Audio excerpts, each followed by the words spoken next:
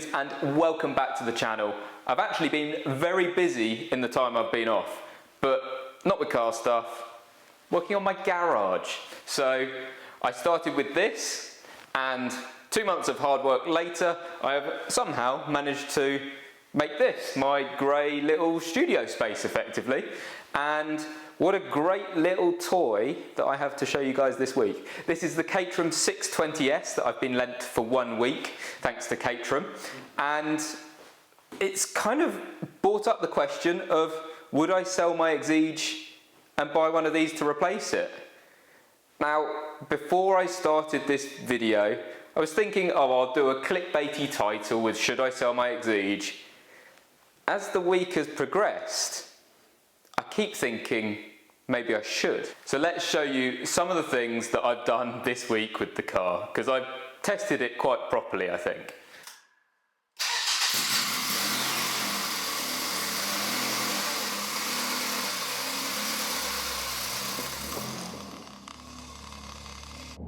Right now, I need some food shopping. So I am on my way to Tesco, which I know is a bit silly in this, because I'm not going to be able to buy much shopping, but this car makes every journey more exciting. And for this week, I'm going to try and prove that you can daily drive one of the least practical cars on earth. This amazing 620S. One of the things that is so fantastic about the Caterham, and that's any Caterham, not just this 620, is that it is so enjoyable even to drive it slowly. And not many cars achieve that. Even just small little movements on the steering are just so much fun. That indicator beep is incredibly annoying. I feel like I'm in a bus reversing. All I've done is drive to the end of my road, and I'm having so much fun. All I'm doing is going to Tesco. I mean, it's ridiculous.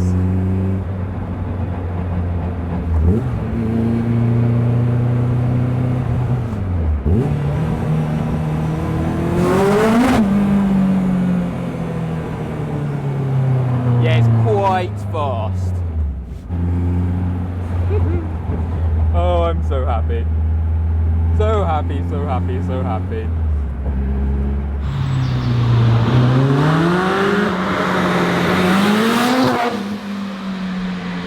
I can't be the only one that when they go to Tesco parks as far away as possible. So this is how much space I have. The boot is full, so I really didn't think that through. And that is all we're going to manage. Also, let's just take a moment to look at this colour. Good Lord, what a colour. If you don't look back at your car, you don't truly love it. And I can't stop looking back.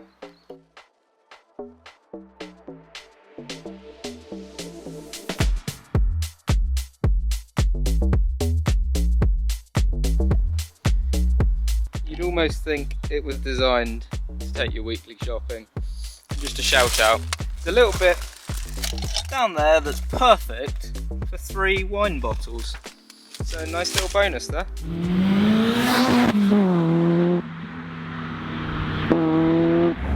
Good morning and welcome to day 2 of the Caterham 620S.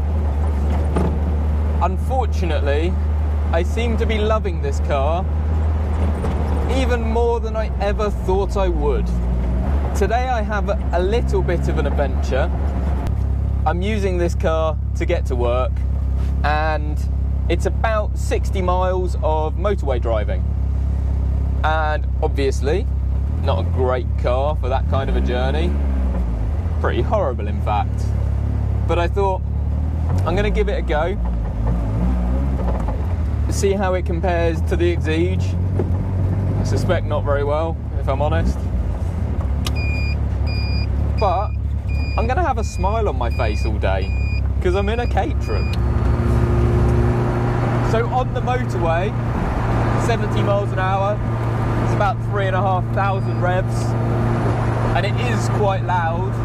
I've got my AirPod Pros in, which are noise cancelling, which to be honest makes an absolutely huge difference. And it's quite comfortable. This is a place I could sit all day long. I wish the seat was angled back a little bit, but that is something you can actually sort with these tillets, I think. I think I sorted it on my old one. I'll leave the motorway stuff there because it's actually not very interesting, and I don't even know if you can hear me. I am on my way to a studio, and hopefully I can give you guys a little sneak peek, so see you there. I'm Phil from Driftworks, and this is my Murcielago. It's a GT1 inspired road car, so it's a race car look road car, very much a road car, not for track use. It's been a product of 2 years of building using lots of British engineering, but some very fancy German Le Mans RGT parts from Reiter Engineering, some fancy 3SDM wheels, a lot of amazing custom bodywork by TGR Bodyworks, and yeah, it's a rear-wheel drive, ITB converted, manual transmission converted, LP640 Murcielago. They're pretty awesome. Go watch the video on Driftworks channel. Yes, thank you. Cool. I didn't film my journey home because, quite frankly, I was totally exhausted. I had a full day in the studio. We wrapped up at 7 PM, and then I had to get in the Caterham, and it was at that point, to be totally honest, I was regretting taking the Caterham because I would have loved to have got in my Mercedes C-Class with the radio on, heated seats, etc., and not come home with my ears ringing. But I got home, the car sits perfectly comfortably on the motorway, so it does a perfectly good job, but it makes me realise I definitely couldn't have a Caterham as my only car. And for those longer journeys, you've really got to consider that it's not ideal, is it? And Caterhams really suit the B roads, not the motorways. So yeah, I have to remind myself of that, because otherwise I'll do silly things. Okay, so it's final day and we're going to take both cars out. So let's see which ones we prefer.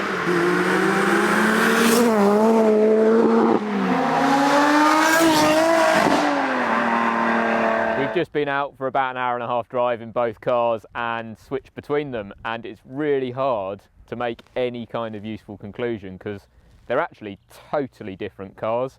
The way that they drive, I'm really surprised that there isn't much that compares them in any way. They both have very good steering feel because they're both unassisted.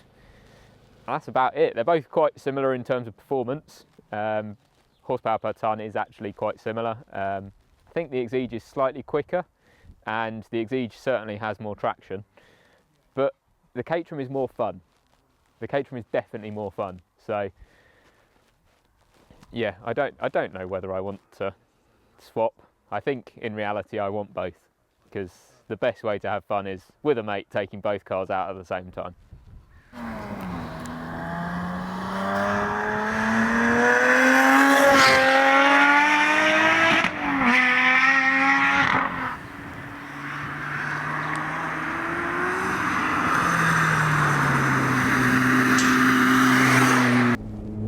Back in my Lotus, having had a pretty decent amount of time in the Caterham now, and as I've said before, they're just so different cars. The handling dynamics of the two, it's actually amazing how they can be so different for two lightweight sports cars. One of the really great things about the Lotus is I can just get in it and go do as many miles as I want. It's easy to drive at any speed. The weather doesn't make a difference to how it feels. It's still a lot of fun, and maybe I'm just greedy that I want to have two cars that are this much fun. It is absolute bliss to get in a car that has a heater, a radio, I could get in this car and drive it to Italy, as I've done many times before. A Caterham, while it is possible, is not very enjoyable to do so. I think in many ways the Lotus feels more special. I've always thought of it as kind of a mini supercar, and I don't think that takes anything away from it to call it that, because the silhouette of the car is like a supercar. It's just the actual physical size is tiny. While sitting in the Lotus, it's very easy to go, oh well, I'll never sell this, it's my pride and joy, etc, etc. But the problem is I'm currently sitting in this 620, and actually a lot of my thought process is, well, I just should sell the Lotus, shouldn't I? For those of you who have never been in a Caterham 7 or anything similar, I'll try and explain why I personally love them so much. And of course that is partly due to nostalgia. My father had one. The reason these are so fantastic is because of the rawness and, put simply, how lightweight they are. If you think this is half the weight of my Exige, the simple formula of having the wheels outside so that you can see them means that you can just perfectly place the car on the road. Like, if I want to touch a cat eye, I can touch a cat eye.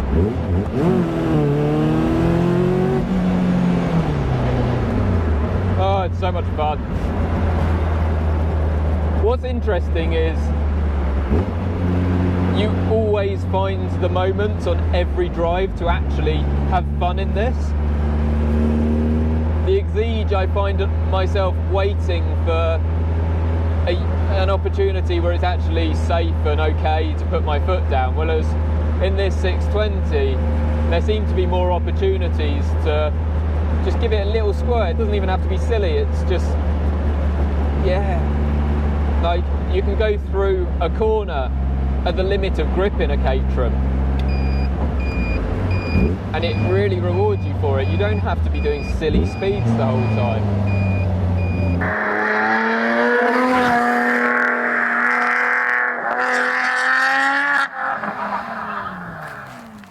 This car means so much to me, and it's for a lot of different reasons. So the first thing is that I grew up with my father having a Caterham, and we used to go for Sunday drives, we used to meet up with other Caterham owners, and that community element and just quite frankly the enjoyment of cars for me started with Caterham 7s. So that reminiscence is a big part of why I love them so much, but it's not just that. Caterhams are lightweight performance cars, and this one especially is just shy of 600 kilos, I believe, and it's 310 horsepower. That power to weight ratio is utterly ridiculous. Now, you can compare that to things like McLarens and that kind of level of performance, but look where I'm sitting. I mean, I'm in a coffin. It's ridiculous. They're not safe. If you have a side impact, I dread to think what would happen, but that means you have to treat them with respect. And they have no driver aids, there's no traction control, not even ABS. And that means that it's a proper driver's car. So 1 week on, and I need to draw a conclusion to this video. But the reality is that I don't actually really know what I want to do. This car would be for sale for the right price, but I don't know what that price is. And the sentimental value and just the love and passion that I've got for this car because of how much time and effort I've put into it is huge. So you almost can't put a money value on that. And I feel like I would regret it if I sold this. So for now, I'm probably going to keep this unless I do get an offer for the right amount of money. And a Caterham might have to wait.